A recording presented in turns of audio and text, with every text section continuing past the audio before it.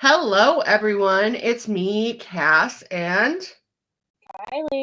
and you are listening to the Horrorcraft podcast. Today, we have one of my coworkers from Talking Tapes on. We have Rick Paulton. How are you? I am fan freaking tastic. Thanks for having me. Of course. So, if you have not heard Rick's voice before, first of all, you should be subscribed to Talking Tapes. Like, what are you doing?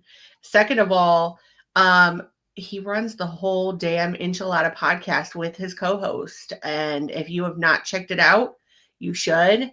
It goes live almost every Thursday, which is a feat in itself, because that would terrify me. There's Uh, been since we started going live like 2 years ago, I think, and there's been I think three that were pre-taped that we couldn't do live. But we still put something out. Even when we can't go live, we'll record something to put out. Like this coming week, which will probably be already happened by the time Yeah. this airs, because this is in the future. yes.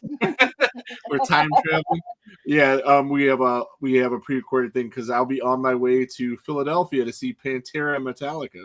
Yes, which actually worked out perfectly because we brought Rick on to talk Reddit stories. And we had already because Rick is a huge music enthusiast as well as a movie enthusiast, we had already decided on doing a concert theme, especially this kind of being a jumping point into hot ghoul summer for us.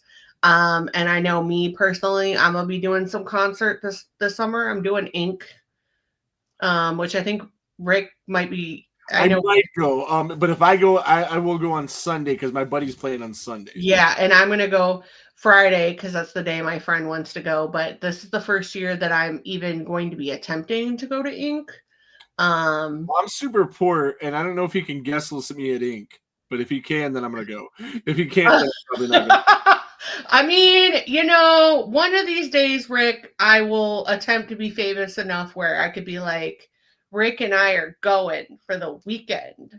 I went 2 years ago, and we had VIP passes for the whole weekend. It was awesome, and there was a contest on Facebook to win these VIP passes, and this girl that I know, she won the pass. It was like to enter the contest was like comment bullshit, whatever it was.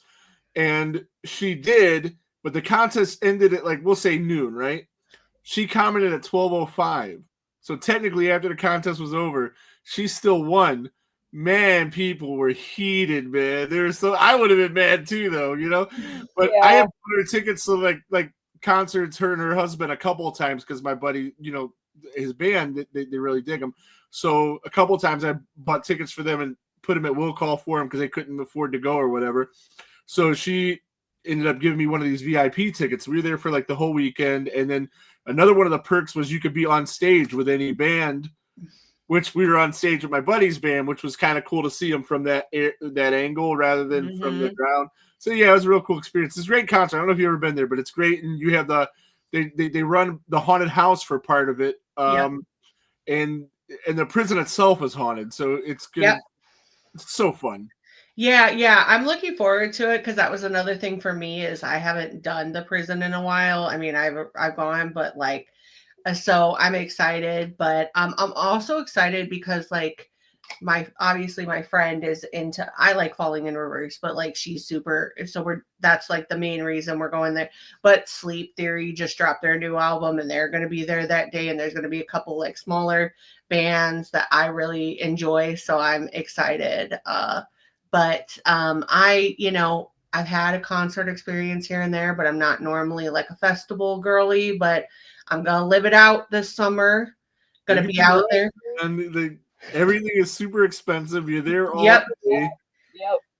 Yep. Tater tots, man. Yeah. Yeah. Okay. The tots are legendary. Yeah. I listen, am I probably going to be packing my own electrolytes and my own protein bars? Yes, because we all know I'm a hot ghoul, not on a diet, but on a lifestyle change right now. But still, I am already anticipating that it's just going to be, but I'm going and living it. I'm living up the dream for the day. I'm, doing it. So we're gonna do that, and then obviously I'm doing some smaller ones with like Bike Week, Saliva and Hinder are gonna be there, and Queensryche, which Jim's really interested in. So we have a few that we're gonna try to do. So Pantera as well is coming to Blossom, and I think we're we might try. going to that too. Yeah, That'll be my 4th time seeing them with the new lineup, and my 11th time seeing them overall. yeah. So we might try to go do that as well. I don't know, but obviously summertime, you know. Lawn seats are $30 right now. Yeah, I know. That's why yeah. So summertime is a time where you get out, you have fun. Concerts are a big one, especially here in Ohio. That's normally the one time a year where it's just you got musical festivals popping off left and right. But the side and of I'm not pregnant this summer. You are not, but you Even did though go. I did go to 2 concerts when I was pregnant, though. I saw did. Alanis Morissette, Joan Jett, and the Blackhearts, and I went and saw. When I didn't, I missed it. Who else did it? Ahmad Sun and Honor Save. That was my favorite. Nice. Mm-hmm. You did. You lived your life, but shout out to you not being pregnant this summer. So Kylee and I, as of recording this, we're 3 weeks out, a little under 4 weeks, almost 3 weeks out from seeing each other. So the countdown is on. We are moving forward. For us, though, it's cue the Mark Morrison Return of the Mac. Summer's coming out. Yeah, that's Kylee and I's like theme song for Release the Feral Moms. So we're gonna have you gotta rep the Feral shirt, but so we are super excited to talk about this episode. And get into really some horror stories about concerts and kind of the undercurrent, which is not to like obviously detract from wanting people to go to concerts this summer, but let's be honest, like crazy shit happens at fucking concerts. Like I know crazy shit's happened to me at concerts. Yes. Yeah, like remember 2 years ago at some country, was it a country concert downtown? That guy fell and they didn't find him for like a week. Yep. Hey, he was good. Yep. Yeah, it's pretty horrific. There's a mass shooting in Las Vegas at a Jason Aldean concert. I remember that too. Yeah. So yeah, there's definitely. What was it? A stampede or something? I don't know. Do you put this out in video or is this just audio? No, this is video too, but it's I'm gonna be like over here and stuff. That's funny. We'll do that. Yeah, that's better. Yeah, we'll do that. we just shift changed for a minute. So, but every time I would move, now you can see the rest in the video. But yeah, I mean, and obviously we just talked about Bike Week, but Bike Week, especially downtown, because it's Ohio Bike Week, it takes over downtown Sandusky for like 3-4 days. There's some shit that happens down there, especially concert. Dude, I remember, what was it, last year, the year before, there was crazy shit that happened at Bike Week. Yep. Or stabbing. There was a shooting right after we left. So last year was Bret Michaels came. And so Jim and I went. Our friend watched Braden for us for the night. And so both of us went together. And we literally, when you go to Bike Week, they close all of downtown off. So we had to park like further downtown and walk, which is like no big deal because it's relatively safe, like where they have you walking in certain areas and stuff like that. It's not super crazy. And because of it being Bike Week and stuff, they bring in extra cops. Well, we walked back, everything was fine. Well, part of where we walked back, there is a bar that was there that had just had been opened up for not that long period of time. We then find out the next day that literally, I think it was, what did I tell you? It was like 30 minutes after we walked past that area, somebody got shot in front of there. Oh, wow.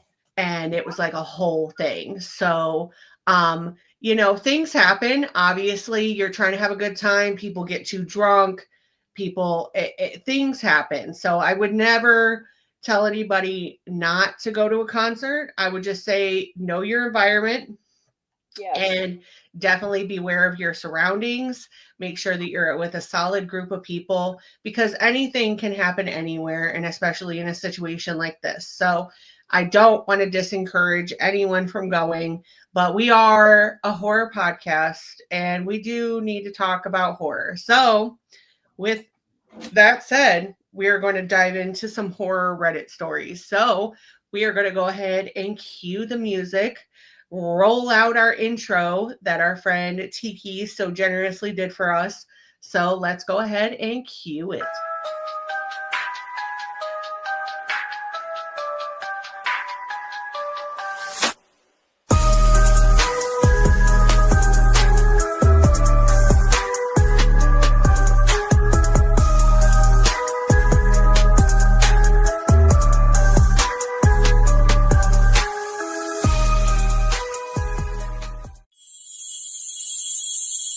Welcome to the Horrorcraft podcast. And we are back. Awesome. I think it's the first time I've seen the video for that, because I always listen audio. Oh, yeah. The Tiki did video. some deep cuts. Actually, this is kind of a preview because we're recording this on Tuesday. This episode will be coming out Friday when Rick is actually at his concert. But the following week, we will have a special episode coming out with the director of In Search of Darkness, 1995 to 99, and David Weiner, who he watched that intro and loved it, was fascinated by it, but gave deep props to Tiki for putting in that deep cut of the octopus at the end. I was going to say, whatever it was at the end looks really cool. It's so the movie is the octopus, and it's the first effect like that was ever done, where someone, like a woman, pulled a mask off like that. And so Tiki put it in because obviously it represents female rage, and that's what we were kind of going for. Oh, yeah. But I didn't know that it was like the first one, and so he was like, yeah, and he was highly impressed by it. So shout out to Tanner, as always, Tiki. But yeah, we love it. So I'm super excited. He's going to be doing the Spooky Moms one too. So we'll see what he cooks up for that. So that should be wonderful. But we are back and we are getting into some Reddit stories. So I'm sure we will definitely open up the floor here in a minute for some of our own crazy concert stories, as we were talking about in the intro. But we will link all of these stories in the description down below. I will go first. And I picked one off of my favorite Reddit subreddit, which is Creepy Encounters. And this is simply creepy concert experience, and the user was deleted, so I don't know if the mods took him off or them off or what happened, but this is from 3 years ago. I know nothing about Reddit, for the record. All I know about Reddit was the episode that you did that I listened to, that I was like, that's the most I know about Reddit. Okay. So for all intents and purposes, Reddit is kind of, how like Craigslist back in the day, like when people would go on and like there's different subcategories that you can put on. And so like creepy encounters, best of Redditor updates, things like that. That's the category that like people can post under, and they have their own like sets of rules and regulations. So like, am I the asshole is a big one. I mean, I've heard a little bit, but I don't think I've ever purposely went on Reddit. Yeah. I never did until I started listening to Reddit stories, and I realized how much shit people put out on Reddit. Like the things that people put on Reddit still truly You think people put too much like on their social media pages, like Instagram, Facebook? People just go to air it all the fuck out on Reddit. Oh yeah, I Like, was tripping. Like some of the stories you guys were reading was like, dude, this is crazy. Oh, Like it's Disney World story and oh gosh, that one, like Bruce, all of us were traumatized after that. We were like, over yeah. Then I'm like, Disney. I'm driving for Lyft and I keep pulling over and texting them about it and like they're like, what the fuck are you even talking about? I was like, I don't know, that the podcast that I'm listening to that you guys are on. No, I know. I was like, what? And I was like, oh, okay, because he was like, yeah, it was hilarious, but remember the guy with the butter in the bathroom? yes, Yeah.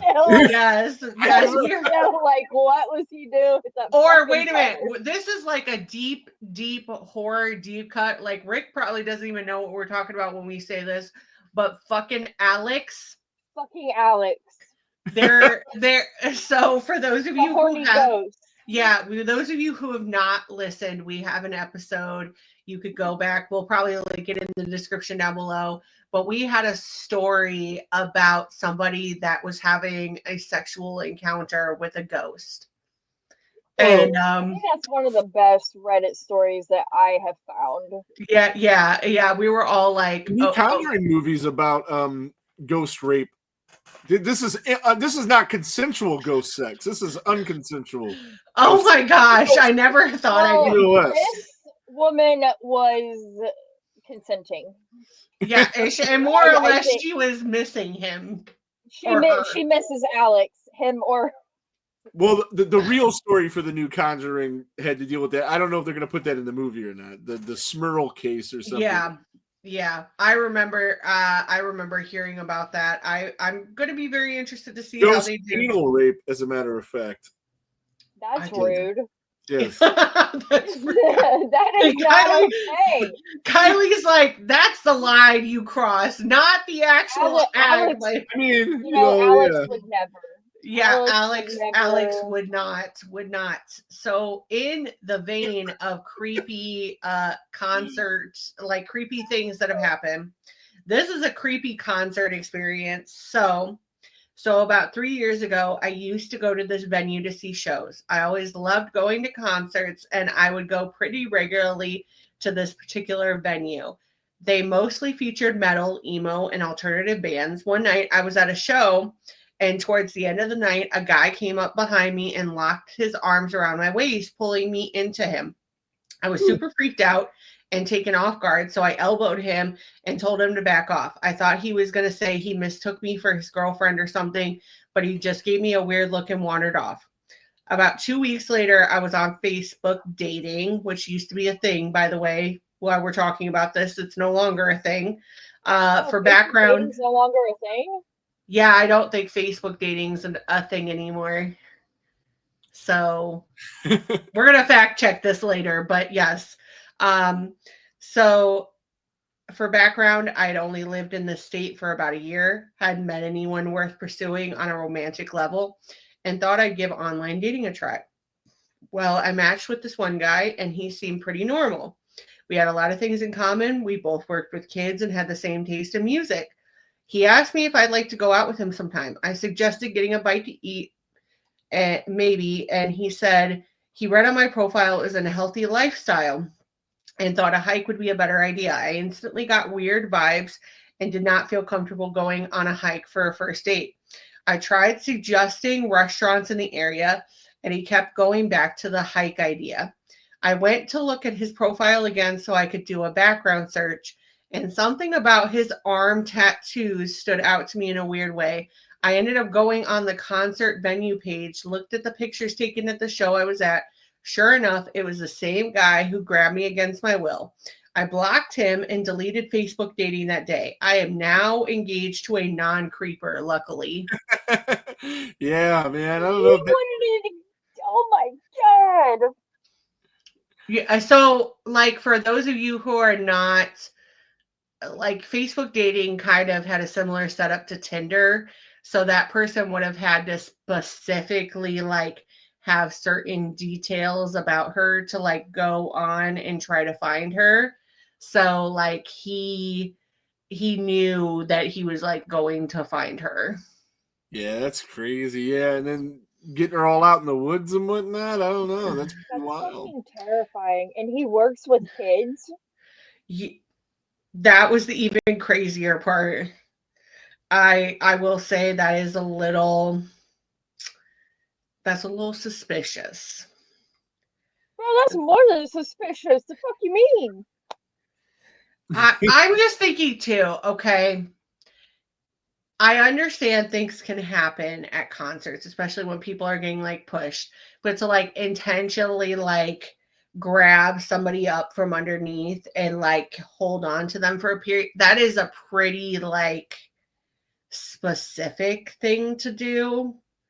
I would understand more if somebody had like, if there was like a touching I'm not saying that that's not great, but you know what I mean? Like sometimes like when people get on stage, like you get bum rushed into a crowd and people don't mean to touch you in a certain way and they do. And it just things happen. And like you can obviously misinterpret that sometimes for like, oh, but there's nothing about misinterpreting somebody that literally locks you in their arms for a period of time. Like that is an intentional choice. Yes. Well, here's a story time. When I was like 16, 17, my older sister Ashley took me to see Stained, Papa Roach. I forget who else was there, but we were like pretty close up to the front, and like really, really close up to the front. There was a man and a woman behind me, and they were clearly drunk and like grinding on each other, but they proceeded to start grinding on me.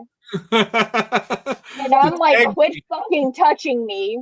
So my sister, being the bigger sister, you know, protecting her 16-year-old little sister, fucking pushes her like, get the fuck off my sister. And then like security comes and they like kick him out.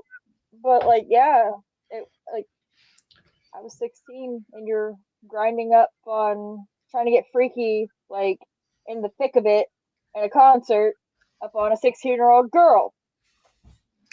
That's crazy. So see, I had the exact opposite of that kind of story.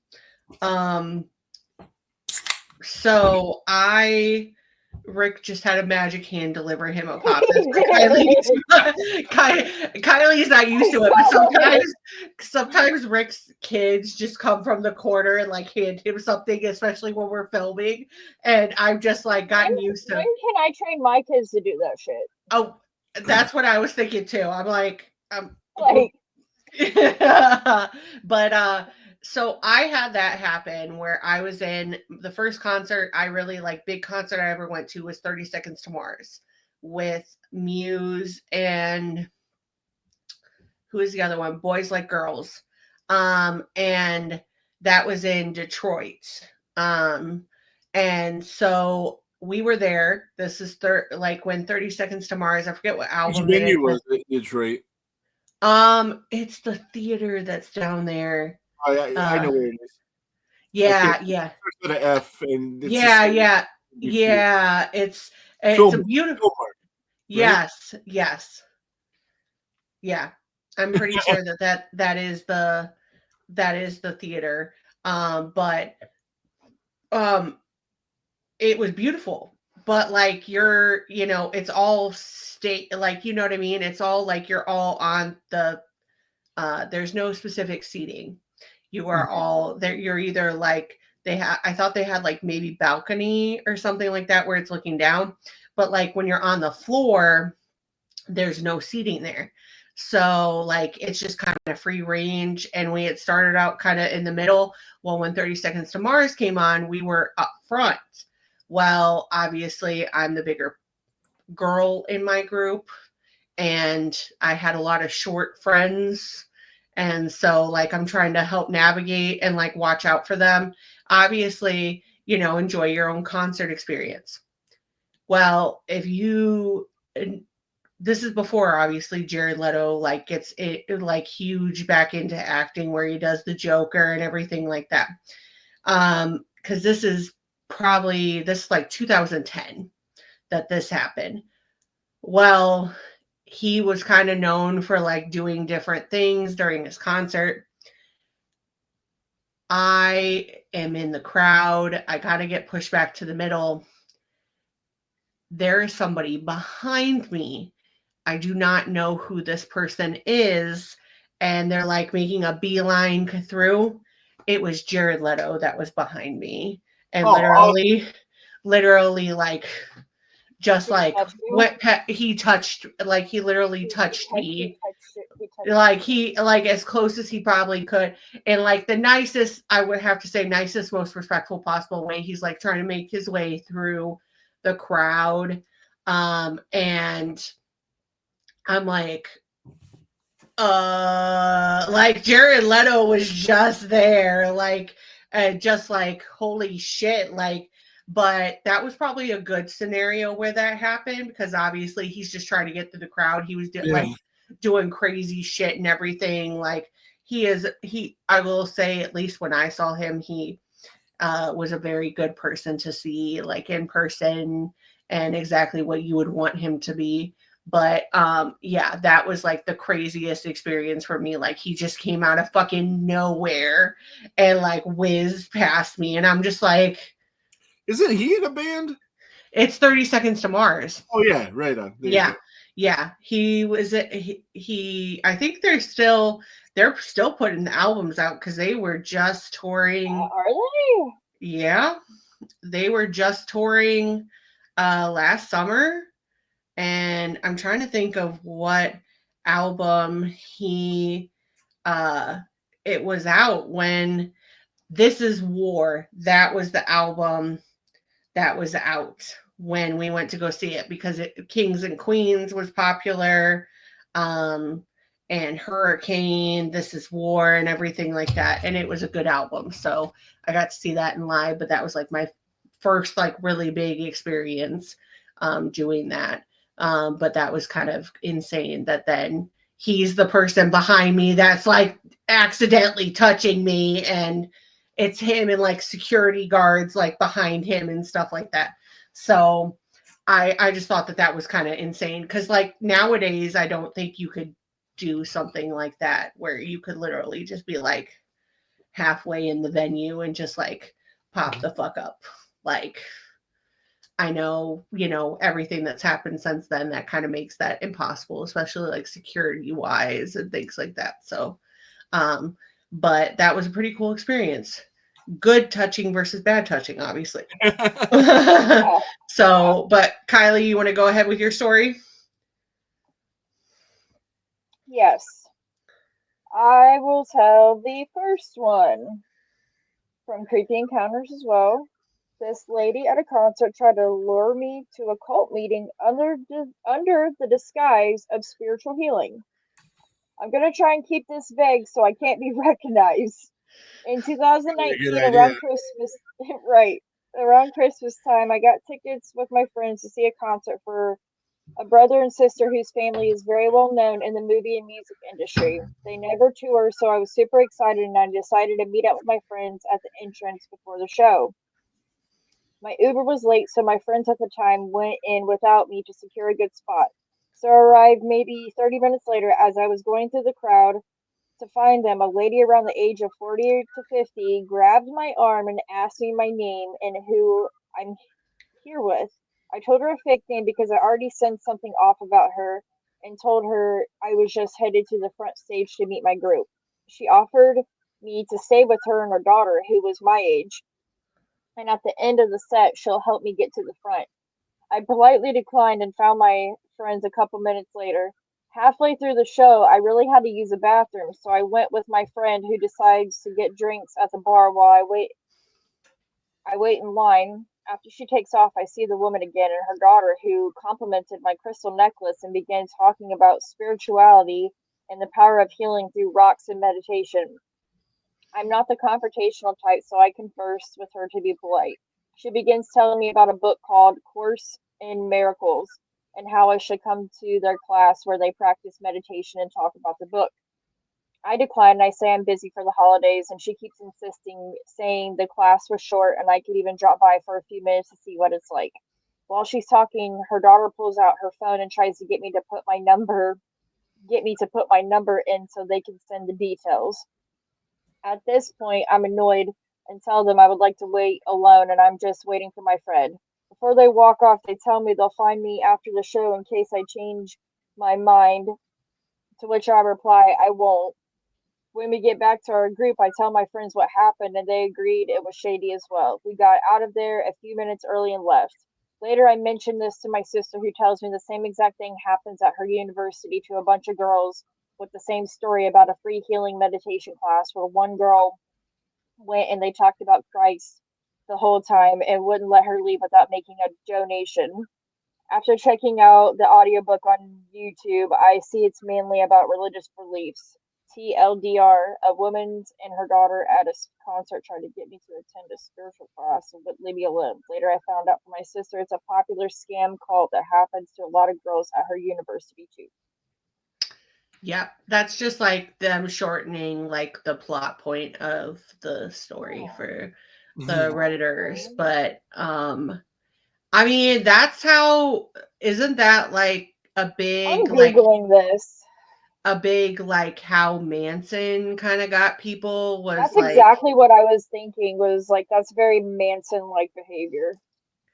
Like Manson kind of just wanted to be like a rock star and wanted to like be around all the people, and you know, that's how he kind of convinced people to join the Manson family, was we're just a group of people vibing out and believing in each other and stuff like that. Yeah, next thing you know, he's talking people into killing people. Yeah. Yeah.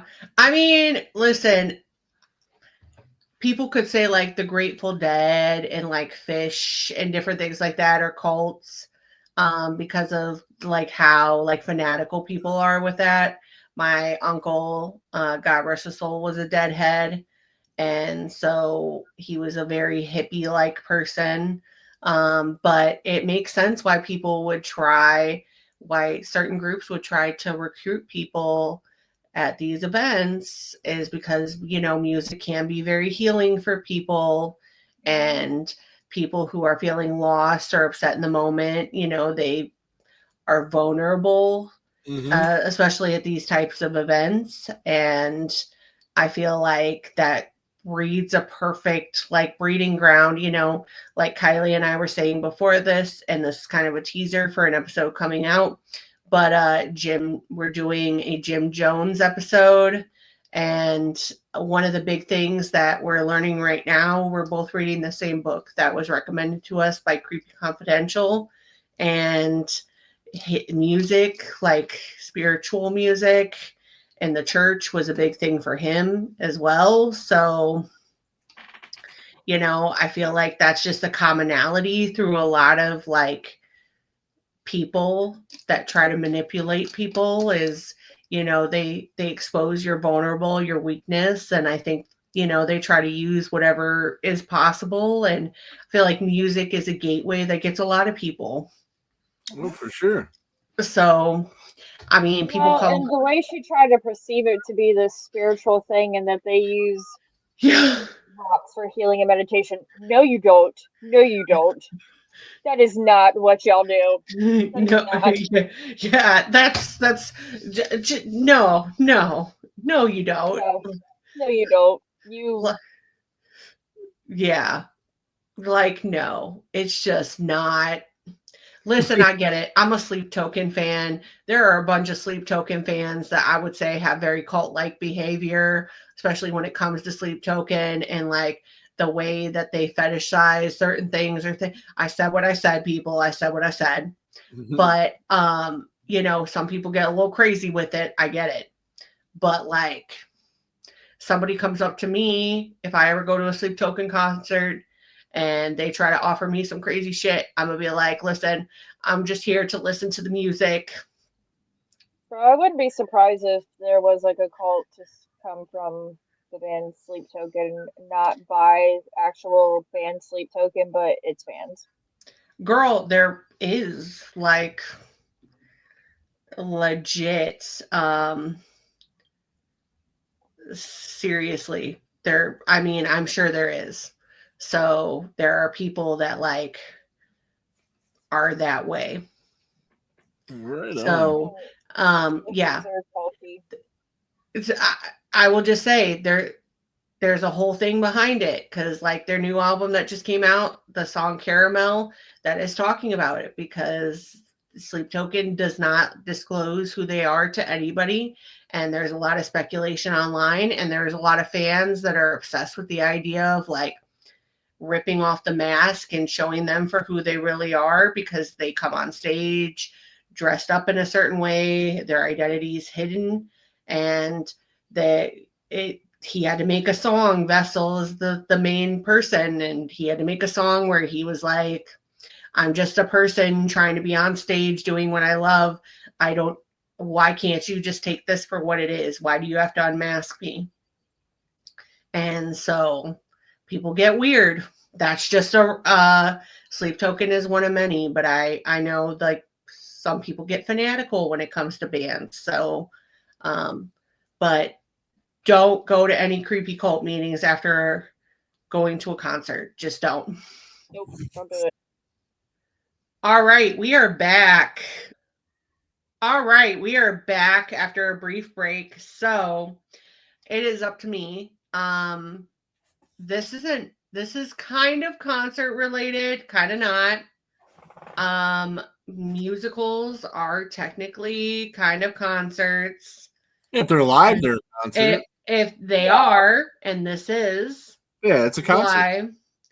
So this is from Best of Redditor Updates. Oh, this God. Is from user Big Blue Sandwich. Great name, by the way. It's an amazing name. It's like a good name for a band. That is. Yeah, so is. my band, I would say. Yeah, my 29 female boyfriend, 32 male, gave away my Hamilton tickets. Am I selfish for just wanting to break up over this? No. So throwaway, because I'm fairly sure he/his family doesn't have Reddit, but I would rather be safe than sorry. Backstory. My mom is genuinely one of the funniest, kindest, sweetest people I've ever met, and I'm genuinely lucky to have been her daughter. She had me fairly young, raised me by herself, and while we were pretty poor growing up, she did her damnedest to make sure that I got a good education and had everything I needed as a kid. One of the things that we share is a love of the theater. She would save up and take me to all the musicals that stopped on tour in our town, and while we were always in the cheap seats, it was something we both greatly look forward to.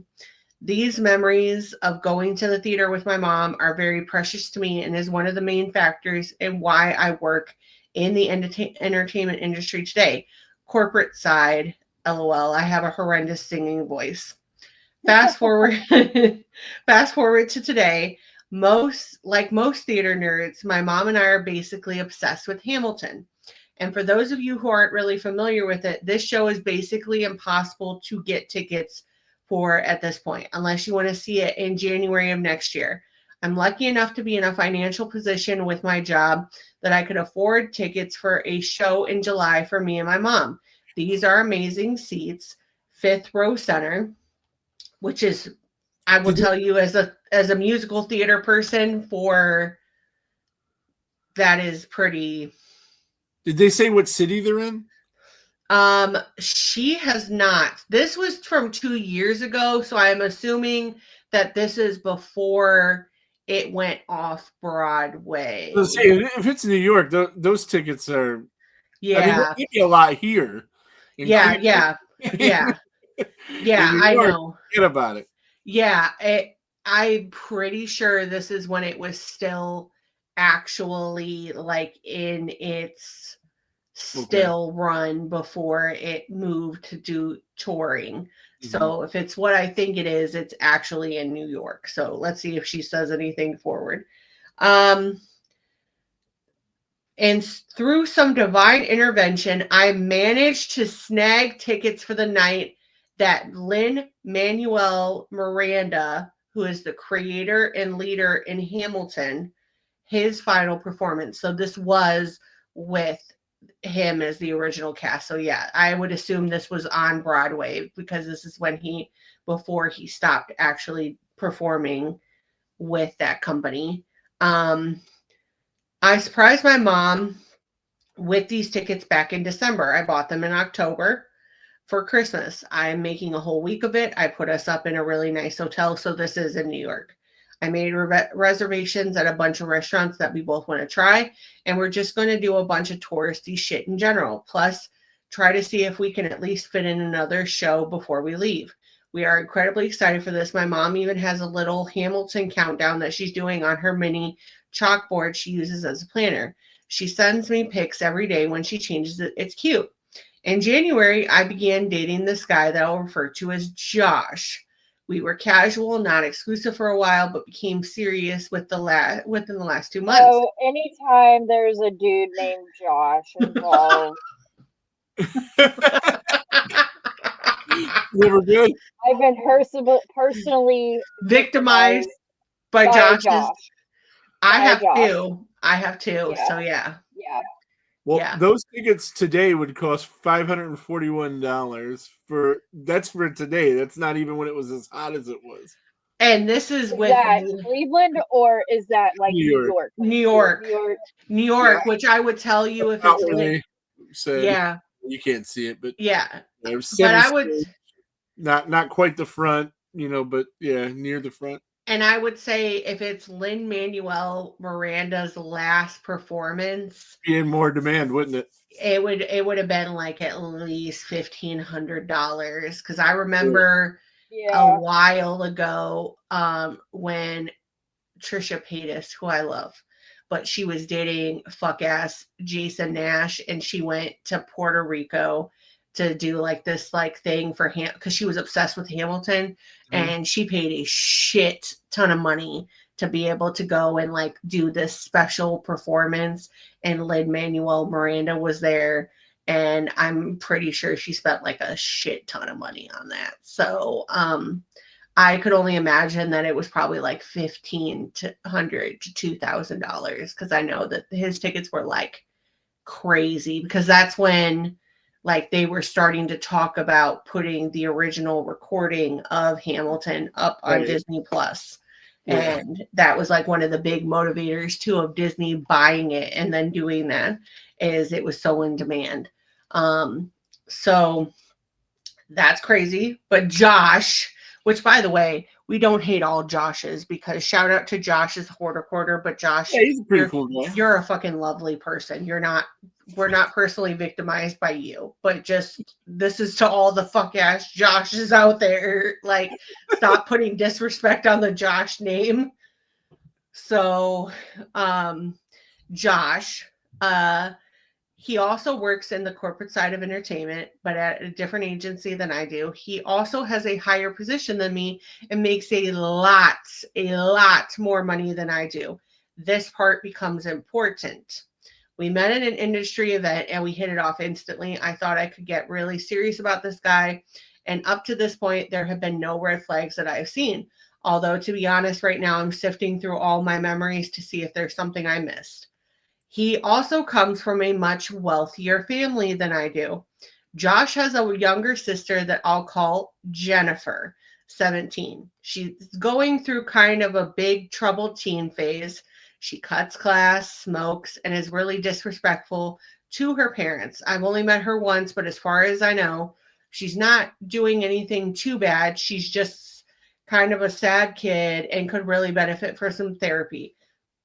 I floated this by Josh, but he said his parents are really kind of disdainful of therapy in general.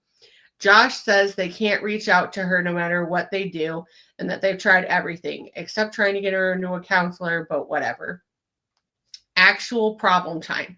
Sunday night, I was at my place with Josh. We were drinking wine and cuddling while watching the Tonys. My mom was texting me during the Hamilton performance and geeking out about how excited she was. I laughed and showed my text to Josh because I thought it was adorable. And he didn't say anything off, but he was acting kind of strange after. He asked me what the date the show we were going to was. I told him, and he went into the other room to take a phone call. I thought nothing of it because we both have to take random phone calls like that for our jobs all the time.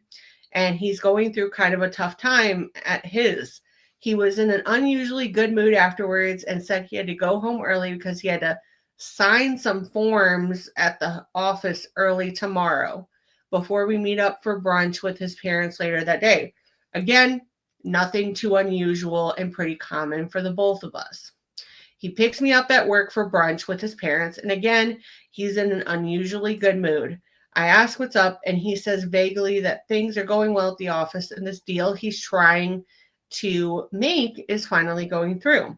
I don't really press for info because we're both trying to avoid work topics, partially due to the work shit being fairly banal, and particularly because we both have to sign some pretty gnarly NDAs at this time. And this is only my second time meeting his parents, so I'm a bit nervous about brunch. We get to the brunch place, and the first thing his mom does when she sees me is give me a hug. A huge, warm hug, and profoundly thanks me for my kindness. Her dad also gives me a huge handshake and thanks me for helping out with Jen. I'm kind of what the fucking about this because I have no idea what they're talking about. I ask him what she means. She says for giving her the Hamilton tickets. I turn around to Josh and he just has this big grin on his face. Reddit, that time my boyfriend was actually talking on the phone for business. He was actually on the phone with Jen promising that I would give her my Hamilton tickets. I was thrown off by this that I kind of not very tactfully, I admit, say how I had no clue about this. Josh looks pissed and his parents are equally thrown off. But instead of getting mad at Josh, his mom says, well, you can give them to her though, right? And they all look at me like I'm supposed to just agree with this. And I try to explain that the trip is actually for me and my mom and how important this is to my mom. All three of them start going on Jen is super excited about this and that this is the first time that she's not been mad / expressed happiness to them in a while. That's how the next half hour goes basically until the parents leave mad and the dad calls me a selfish cow. I am so flabbergasted that I sort of just put up with it, but I could barely get in a word. Josh and I go outside the brunch place. He starts screaming at me about how my selfishness, how I am selfish, and how Jen is clearly going through so much of a harder time than they thought. He wasn't very clear on this, so I'm not quite sure. And then I'm being childish because it's just a musical. I hate having an argument in public. Also, this is one of my favorite brunch spots, and I want to be able to come back without being embarrassed. So I really wasn't engaging. He eventually called me a cunt, which what the fuck? And then left. Ladies don't like that so much. Yeah, no. Kind of fun. But he left in his car, which is also awkward as hell because it was valet parking. So he just kind of stewed by the valet stand while I was waiting for my Uber. Later that night, I texted him saying, while I wasn't giving up my tickets, there are some still available on the date. However, they cost about $2,500 due to there you go. See, you're about right. Yeah, due to ticket scalpers jacking up the price. Believe me, this is not a problem for either the parents or my boyfriend. He literally bought a $3,000 watch for funsies last week. Yeah.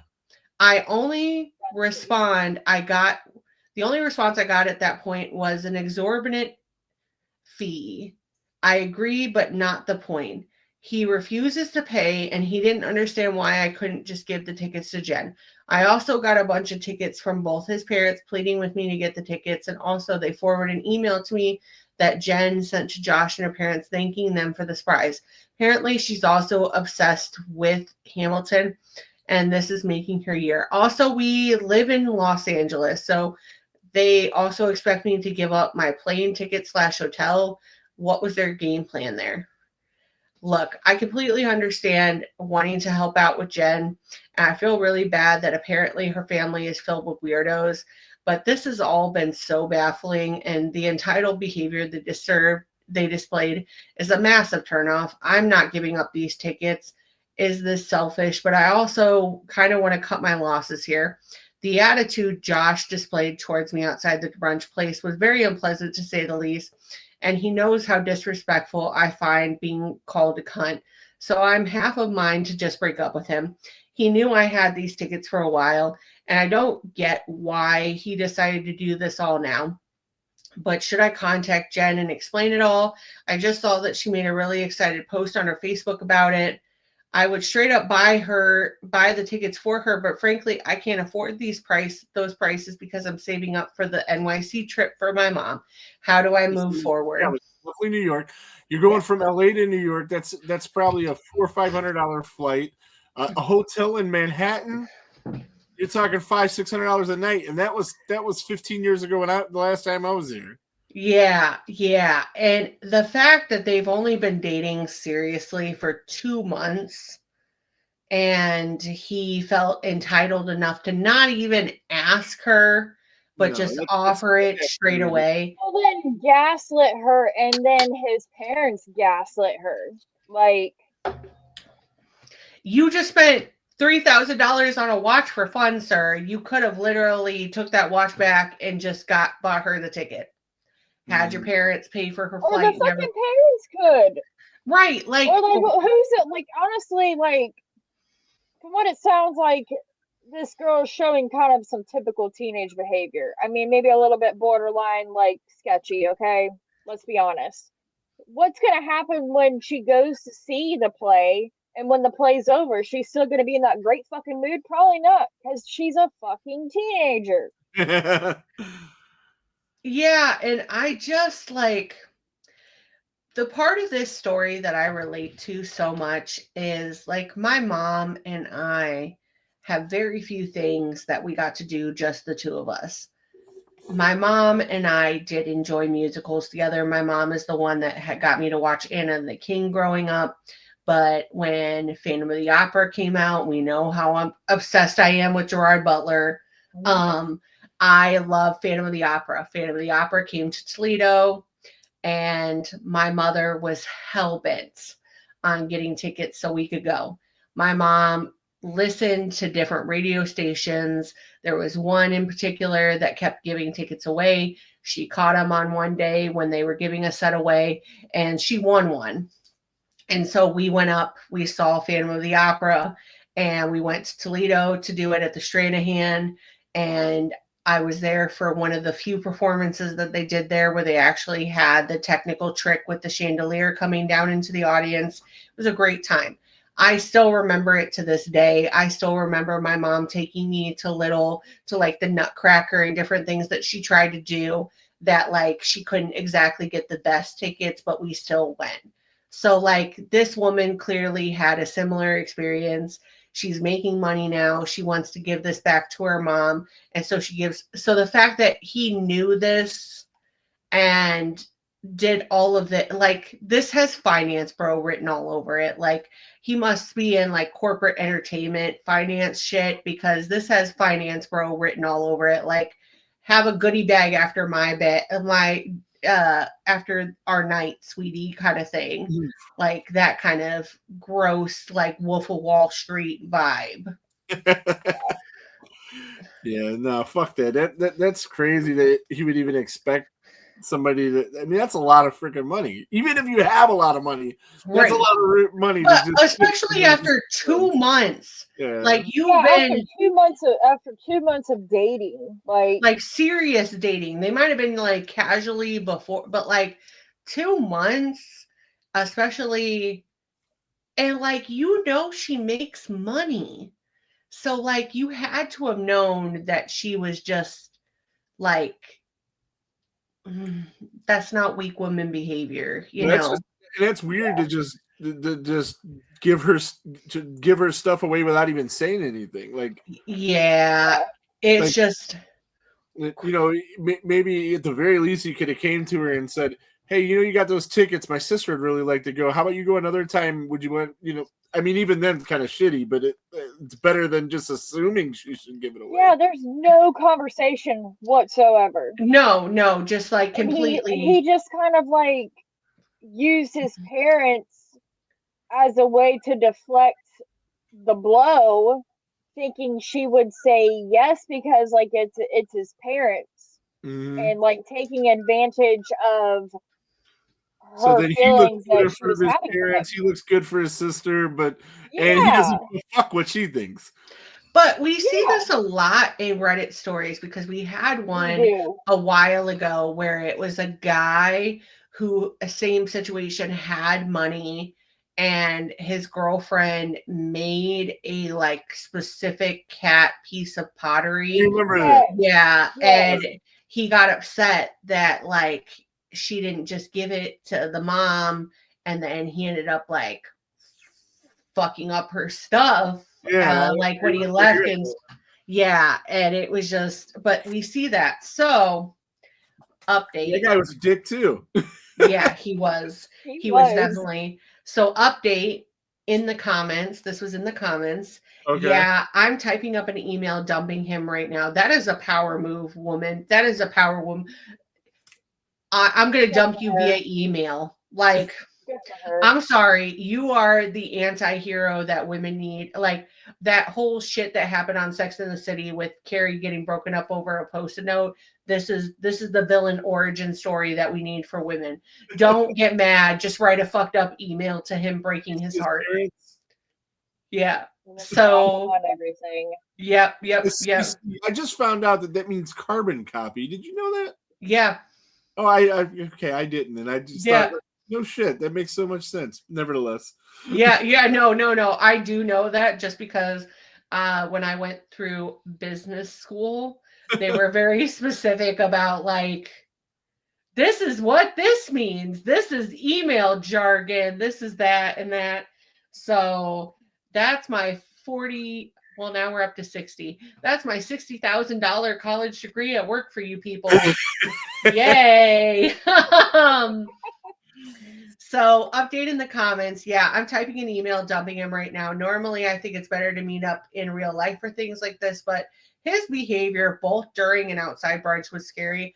I would prefer not to be alone with him right now. Same girl, same. I think this is one of those situations where everything was so crazy and they were acting like this is normal behavior that I thought I was the insane one. No. Yeah, no, you're not insane. So power move to you for being like, yeah, fuck you. You don't even deserve to be broken up in real life. I'm going to email you like the little punk ass bitch you are. Bye-bye. You're dismissed. Peace out. So, but yeah, that people don't do that. Don't do it. Don't do it. Don't promise people's tickets away without, like, that's just fucked up. Just don't do it. So, Kylie, it's to you. Okay, well, this is on a little bit of a lighter. That's not even a good. Is this the one I think it is? Yeah. Okay, I cannot wait to see Rick's expression for this one. Okay, this is on the music forum. What's the weirdest experience you have had at a concert? I will start. Wait, hold on. Let me scroll. Oh, here we go. Because there's the one about the Tenacious D concert. Tenacious Here we go.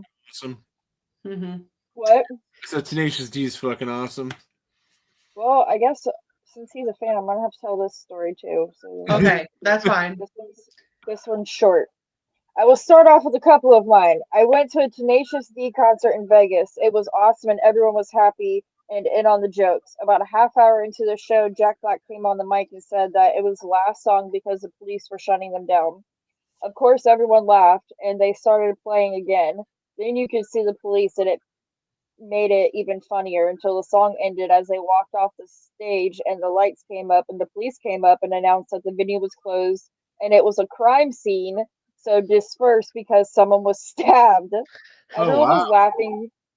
Everyone was laughing, thinking it was the most best fake concert prank, like a Spinal Tap moment. Eventually, they kicked us out, and we realized that it was real.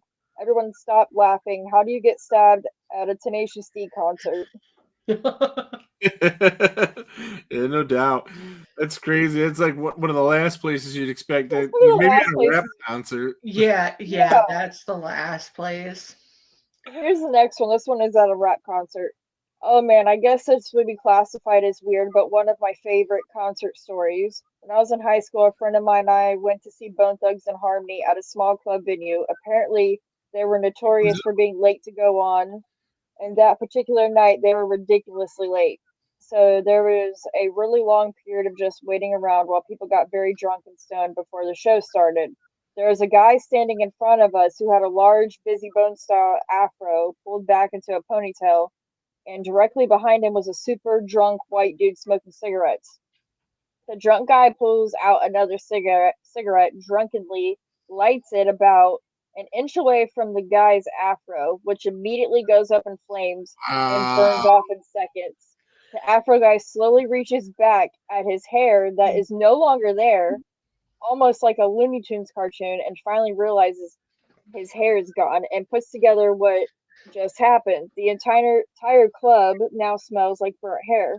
Meanwhile, I'm looking around frantically to see if anyone else saw what happened, and no one else seemed to have seen it but me. I thought the Afro guy was going to murder the arsonist on the spot, but his girlfriend miraculously calmed him down. Probably 15 minutes later, the friend I rode with was like, well, told my parents I'd be back by midnight, so we have to go. Never did see Bone Thugs, but I did see a dude's entire head go up in flames, and we'll never That's forget worth the that. price of admission right there.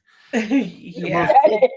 I mean, that's a story you're not going to be able to. Other people aren't going to be able to tell. Now that's crazy, man. And like for his whole head not to go up in flames as well. Like, dude was pretty fucking lucky.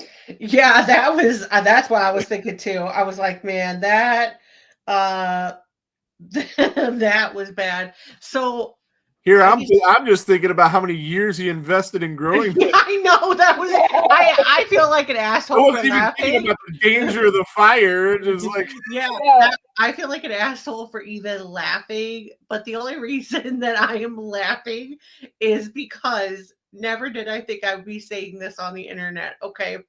But earlier this week, we have been teaching Braden how to be more independent, obviously, so he could do certain things for himself. One of the big things recently that he's really enjoyed is making toast for himself in this little like toast.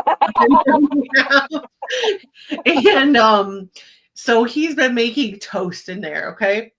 So I'm getting ready yesterday morning, going about my day like nothing happened, right?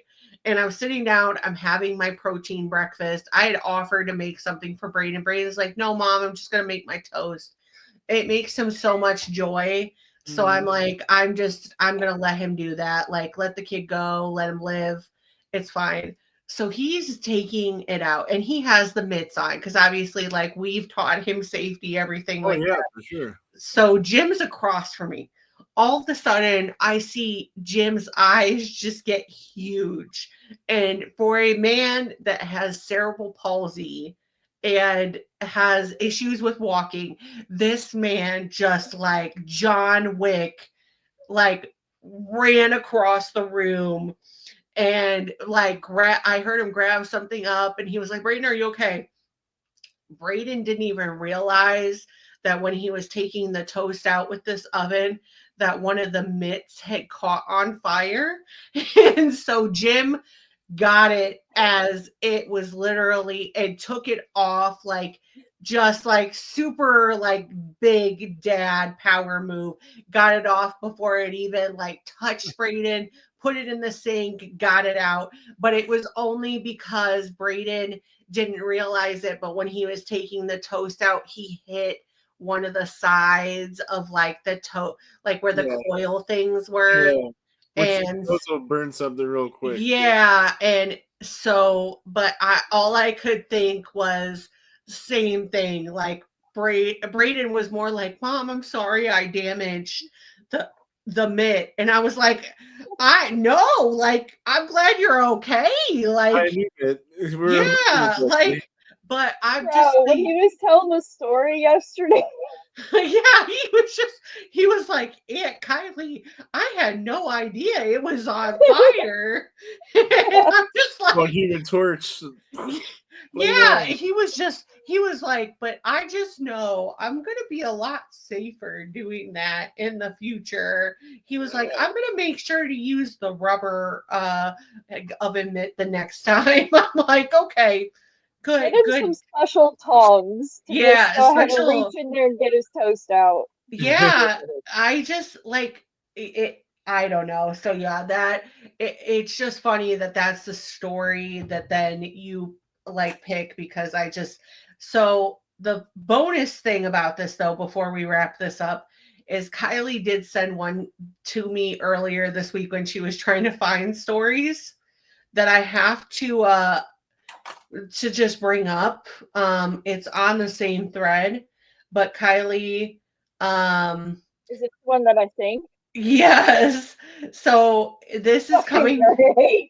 so this is coming from somebody called Sonic Titan 303 and this Yeah. person says I once saw a woman in Minnie Mouse ears punch a bouncer, get off stage, take her top off, and make out with Andy Milonakis. That's it. Nice. Andy Milonakis is that dude. Yeah, yeah. So Yes. when she said this, I'm like, never.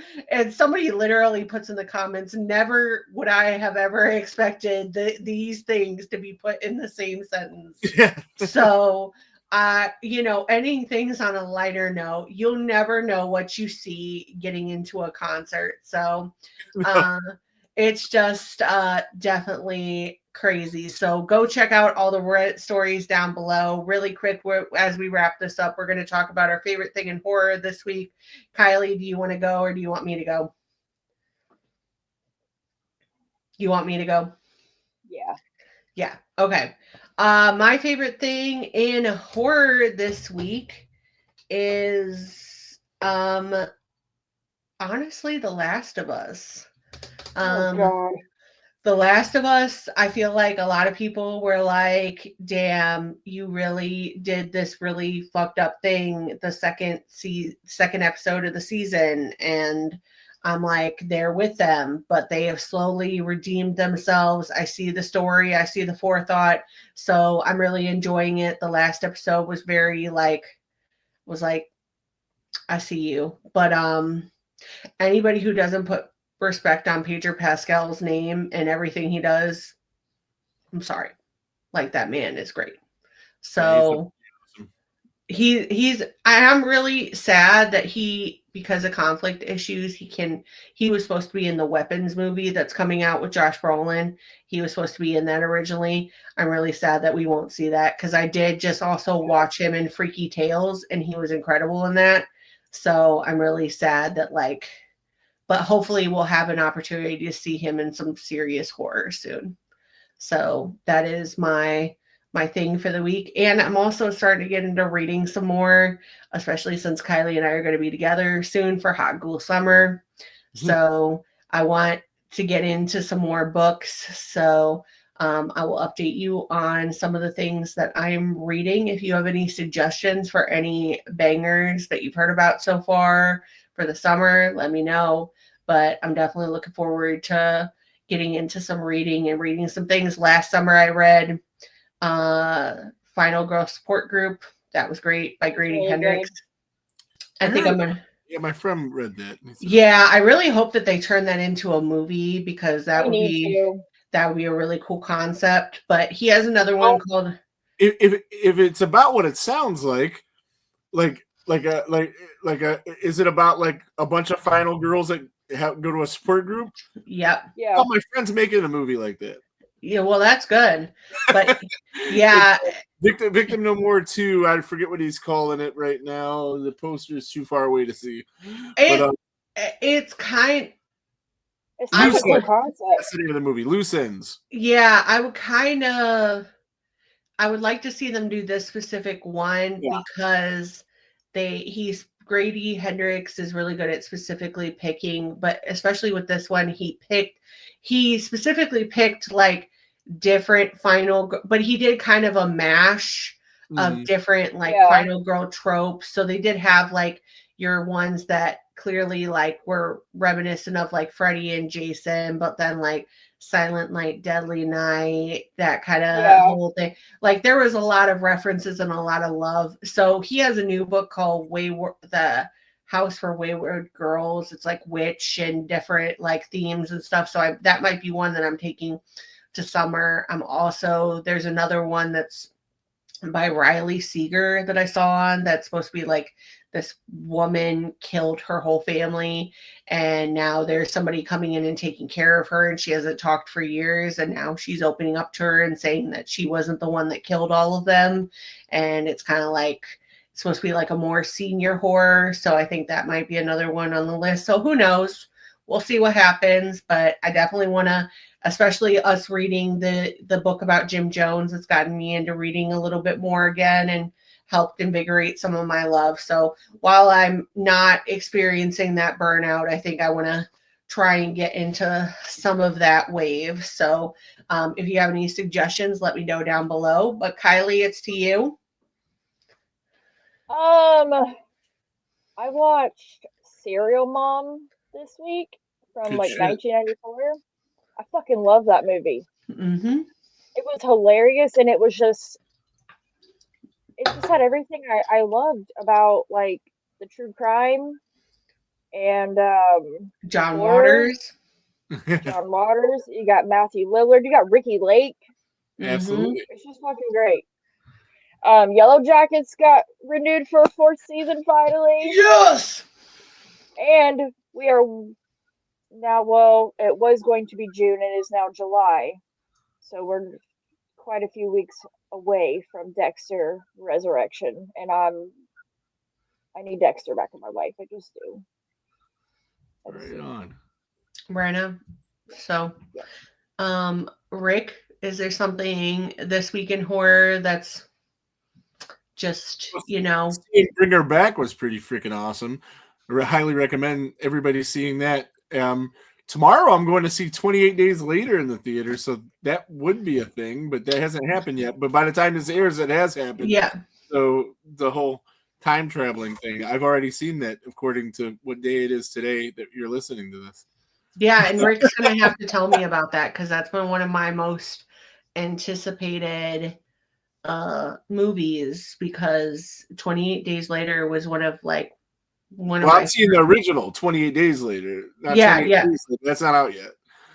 Yeah, but, no, I'm saying, yeah, I'm a fan. I'm a super fan of the original. Like that was one of the. I've never seen it. Oh, it's. And I just recently watched it for the first time a couple months ago, and I don't know why I hadn't seen it. That's why when we went to the mystery movie, I told Bruce, I said, watch, this is going to be an early screening of 28 Years Later, which would be awesome for everybody else in the world, except for the one guy that's planning on seeing the first movie tomorrow. Yeah. Yeah. That would have just sucked. And then it was so funny because when the directors will usually come on and give a little speech about the movie you're about to watch, and when they came on, they seemed so bubbly and so like I couldn't tell who it was, and I was like, man, this isn't a horror movie, this is gonna suck. But then it ended up being Bring Her Back, and it was awesome. Well, I'm glad for that, but yeah, I'm super excited for 28 Years Later. I'm super excited to hear your thoughts of what you think of seeing 28 Days Later and seeing it in that format because I truly feel my buddy JP says like it's like one of his favorite horror movies of all time. JP Cross from A Killer's Confession. He's been on the show a few times, and he said it's like we did an episode of his podcast, Top 5 Zombie Movies, and it was his number one, and it was he says not only that, it might be like his favorite horror movie ever.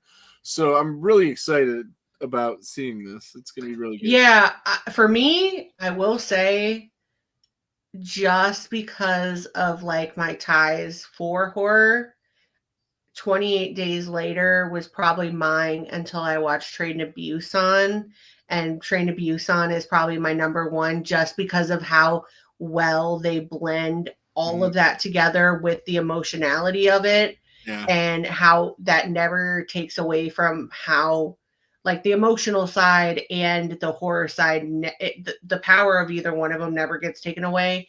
But I would say, like, top 3 is probably like Train to Busan, 28 Days Later, and then Return of the Living Dead. Right on. Awesome. So yeah, so I would definitely say that's it. But thank you so much, Rick, for coming on. If you guys aren't subscribed to everything that the Whole Dam Enchilada podcast does, you should go do that immediately. If you are not subscribed to everything Talking Tapes does, you should go do that immediately. If you are not following our coworkers, Brewster or Tiki, you should go do that immediately as well, because we love those guys. And you'll be seeing a lot of Brewster's face coming up because he's going to be doing 2 episodes for Hot Ghoul Summer and probably a couple more. So, but please go and show them some love. But thank you so much, Rick, for coming on. We appreciate it. And until next time, it's me, Cass, and Kylee. And we're saying stay spooky. Bye.